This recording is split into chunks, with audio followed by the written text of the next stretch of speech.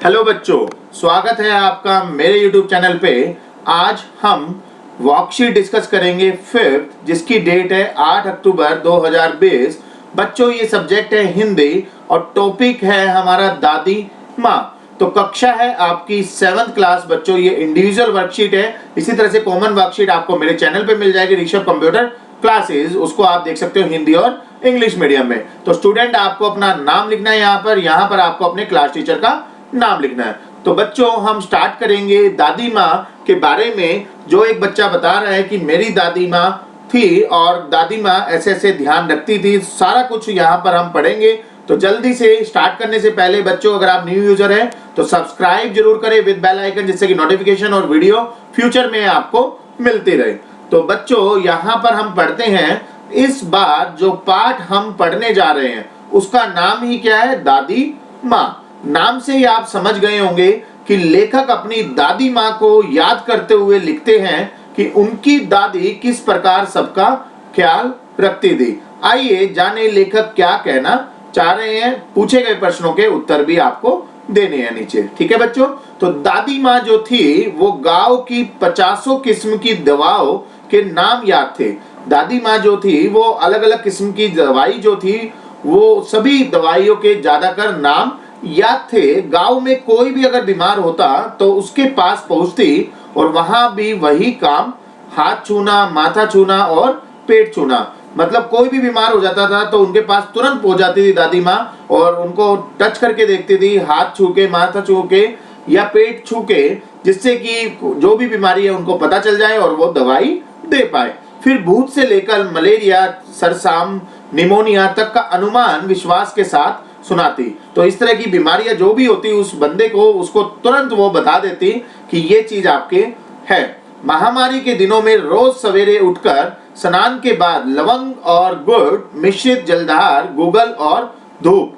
तो महामारी के दिनों में रोज सवेरे उठकर स्नान के बाद वो इस तरह से करती थी। सफाई कोई उनसे सीख ले। सफाई अगर सीखनी है तो दादी माँ से सीखे। दवा में देर होती, मिश्री या शहद खत्म हो जाता, चादर या गिलाफ नहीं बदले जाते तो वो जैसे पागल ही हो जाती। बुखार तो मुझे अब भी आता है, नौकर पानी दे जाता है। मेस महाराज अपने मन से पकाकर खिचड़ी या साबू, डॉक्टर साहब आकर नाड़ी देख जाते हैं और कुनेन मिक्सचर के तीखेपन के डर से बुखार भाग भी जाता है। पर न जाने, लेखक कह रहे हैं कि न जाने ऐसे क्यों ऐसे बुखार को बुलाने का जी नहीं होता। लेखक कह रहे हैं कि जो दादी माँ थी उनका बात ही कुछ और थी।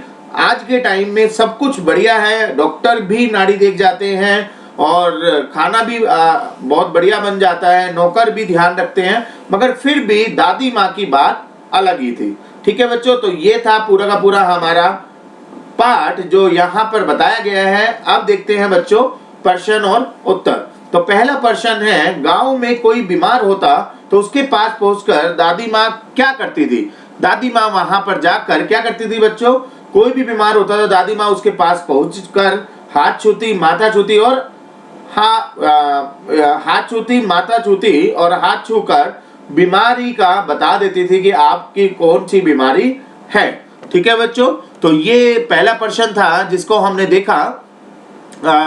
उसके आंसर को यहाँ पर आप थोड़ा सा चेंज कर लेना बच्चों। यहाँ पर पेट छूती थी, हाथ की जगह हाथ 2 बार आ गया है तो यहाँ पर आ जाएगा पेट छूती थी और बीमारी का बता देती थी। ठीक है बच्चों। उसके बाद है दूसरा प्रश्न, महामारी के दिनों में दादी माँ क्या क्या करती थी? तो महामारी के दिनों में दादी माँ रोज सुबह उठकर बच्चों स्नान के बाद लवंग और गुड़ मिश्रित जलधार, गूगल और धूप लगाती थी। ठीक है बच्चों। तो ये हमने देखा था पाठ के अंदर।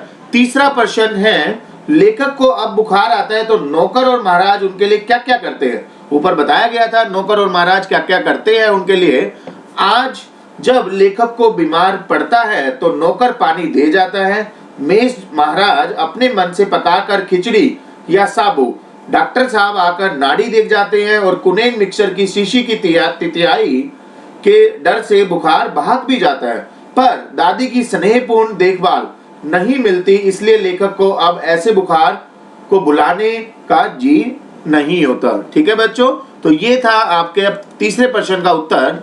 चौथा प्रश्न है, दवा में देर होती मिश्री या शहद खत्म हो जाता, चादर या गिलाफ नहीं बदले जाते तो वो जैसे पागल ही हो जाती। रेखांकित शब्द किसके लिए प्रयोग हुआ है और वो ऐसा क्यों करती थी?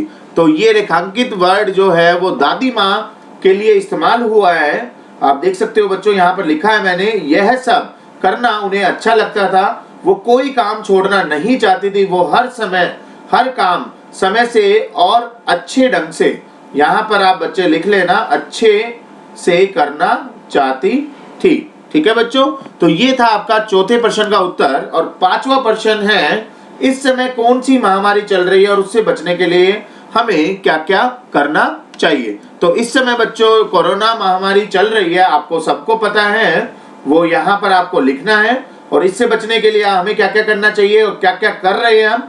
मास्क लगाना चाहिए, एक दूसरे से 2 गज की दूरी बनाकर बात करनी चाहिए और भीड़ भाड़ से बचना चाहिए। ठीक है बच्चों, तो ये है आपके उपाय 3। और कौन सी महामारी चल रही है? कोरोना महामारी। तो बच्चों अगर आपको वर्कशीट समझ में आई, अच्छी लगी तो इसको लाइक करिए। अगर आप न्यू यूजर है तो सब्सक्राइब करिए, जिससे कि फ्यूचर में आपको नोटिफिकेशन मिल जाए विद बेल आइकन। और फाइनली बच्चों इसको ज्यादा से ज्यादा शेयर करिए, जिससे कि सभी बच्चे टाइमली इस वर्कशीट को कंप्लीटली कर पाए। मिलेंगे नेक्स्ट वर्कशीट नेक्स्ट वीडियो में। अभी के लिए थैंक यू।